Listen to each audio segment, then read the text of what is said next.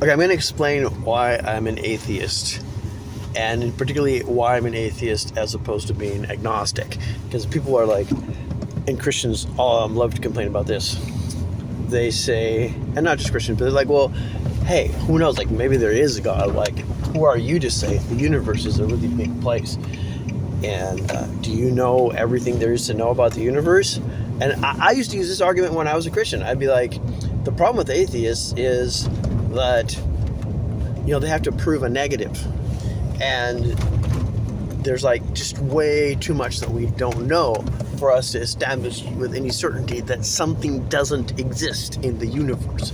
There's obviously many things that we could come up with and to say, like, is there a planet is there a solar system, a system with like 3 suns and a planet that interweaves between all of them in such a way that life could be sustainable? And you say, oh no, that can never exist ever in the universe. Well, how would you possibly know that? Like, we just don't know enough to know that that would be a thing or not. Like, that would be ridiculous to make that claim, right? So you could similarly supposedly apply this to the idea of God and say, well, like, how would you know that there isn't a being that created, that exists, that does its thing, that is a God thing?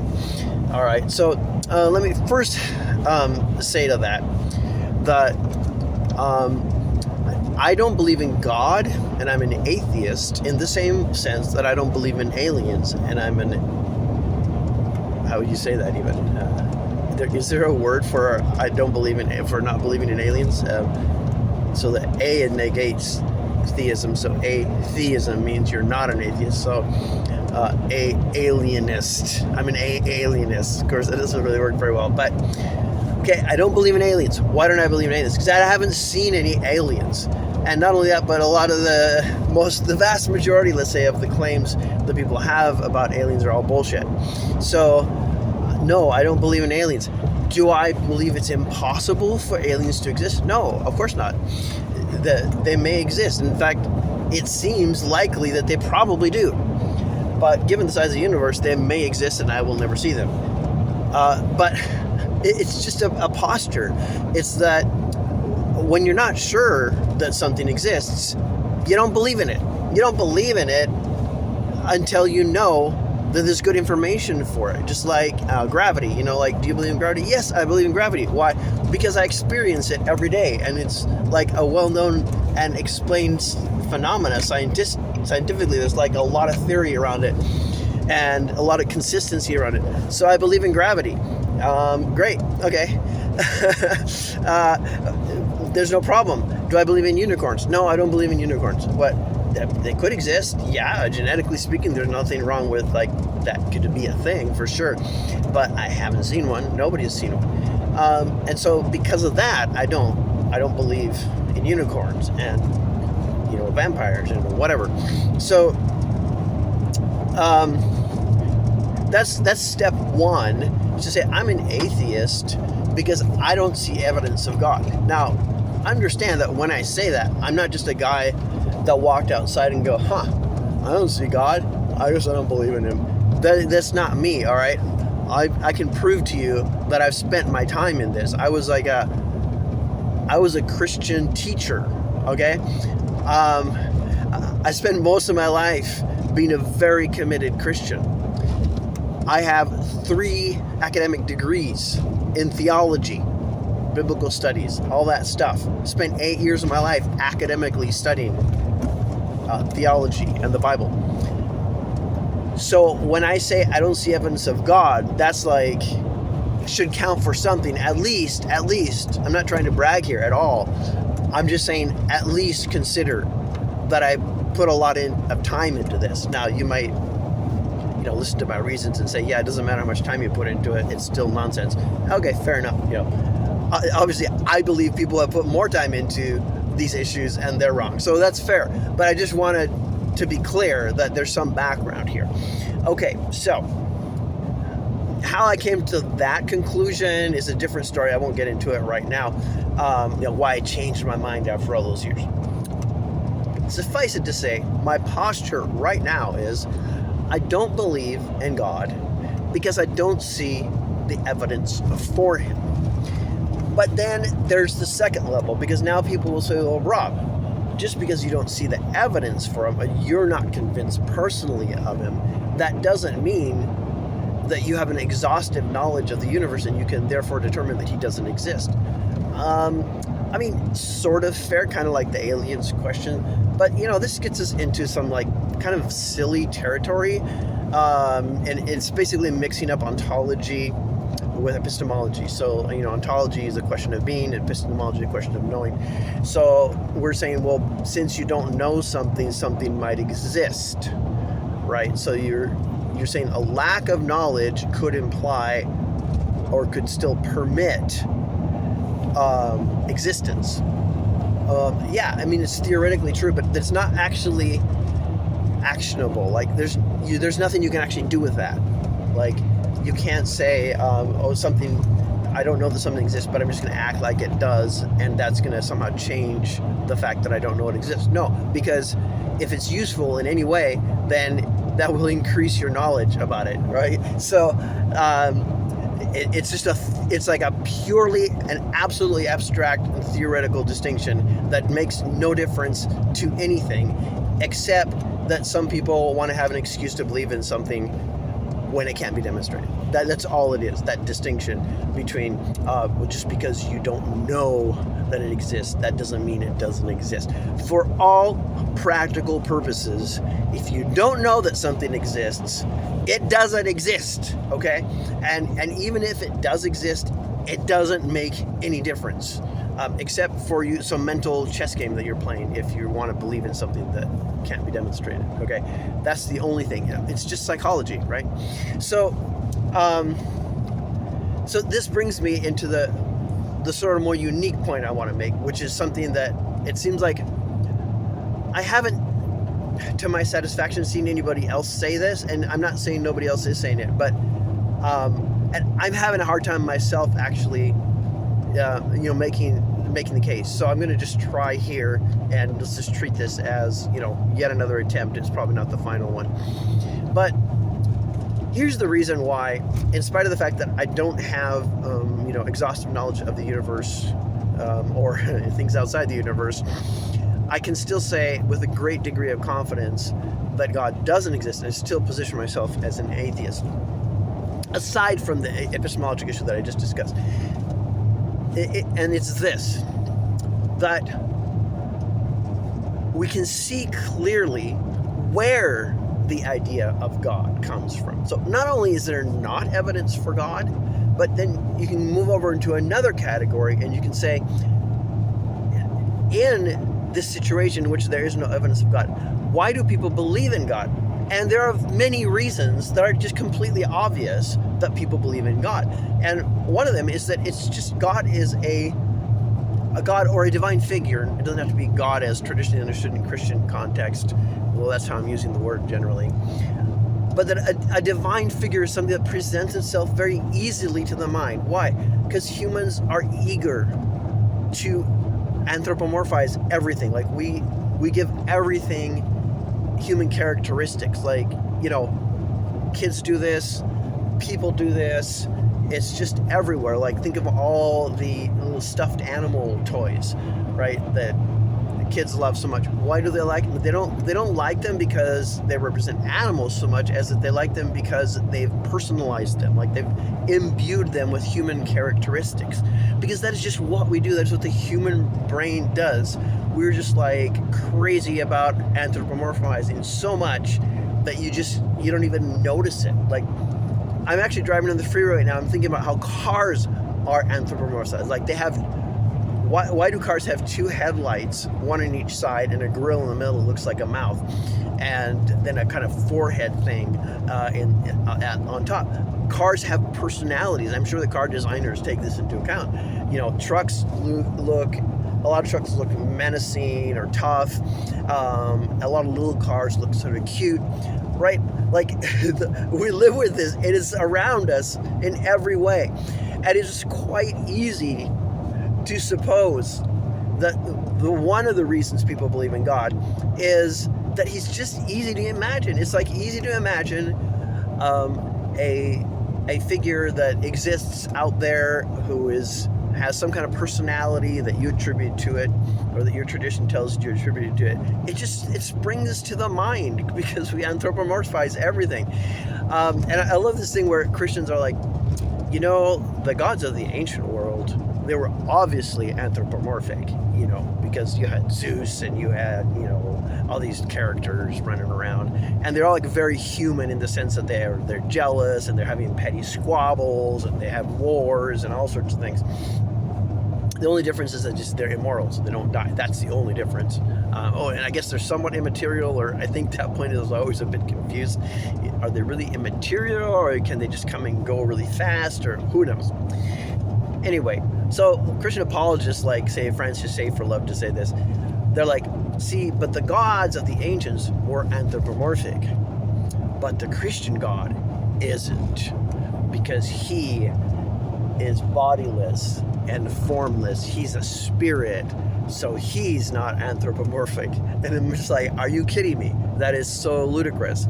God is a person. He's a human person. He obviously is. He has, and this is a point of continual confusion, because the Bible talks about God as being, he doesn't have, he has emotions, he has feelings, he has regrets, he changes his mind in the Bible, he does all sorts of human things that don't really make sense to what theologians say God is. They're like, God is impassible, he never changes, like he's always existed. Our actions have no effect on his state, and then the Bible is like, oh, well, since you cried a lot, I guess I'll change my mind. So, but my main point here is that humans, in our experience of ourself, is immaterial. Like, we think that our core, especially if you have been taught that you are, that you have a spiritual side to you, it's very easy and common for humans to think the me thing, the me that experiences things, that's not biological, that's immaterial, right? So all we're doing is we're taking our immaterial conception of ourself and we're just applying it to a bigger human, and we're just saying, well, like, since we ourselves are immaterial, then, and think and act and have will and all these things, we can attribute that to a bigger human being who is still a human being. He's a personality, he's a person, he's just immaterial, right? And it conveniently, many people imagine that we will someday actually be fully immaterial ourselves, though whether the Bible really teaches that or not is another question. So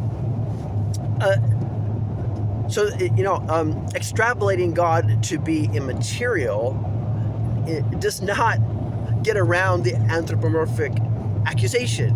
He's still anthropomorphized. It's just that he's an immaterial anthropomorphization. That is an odd word. I'm not sure it's a real word. Probably is, but it's a big one. So, yeah. Another one is the idea that God is an extrapolation of a parent, right? So when you are a child, there are these figures in your life who are adults and parents, and they know everything. They watch out for you. They sacrifice for you. You can rely on them. You can trust them. They know the meaning of your life. They existed before you did. Lots of parallels there, and I'm not the only person to make this point. It's been made by many people. You could look to Freud and Feuerbach, but the idea there is that you take that essential notion of a parent, and then when you yourself grow up and you no longer have a parent, or you reinterpret the meaning of human parenthood to be less exalted, it's very natural for your mind to still seek for that parent figure, and not finding it in your human peers or in your biological parents. It is very easy to attribute that to a larger than life human, a parent to the parent, as it were.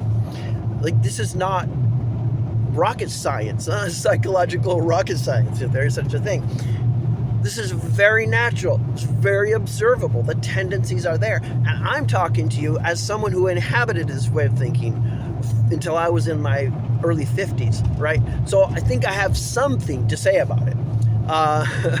The ease at which these ideas just flow into your mind, you can connect that to what we know about how the human mind works and patterns of behavior and patterns of thinking that we have as human beings.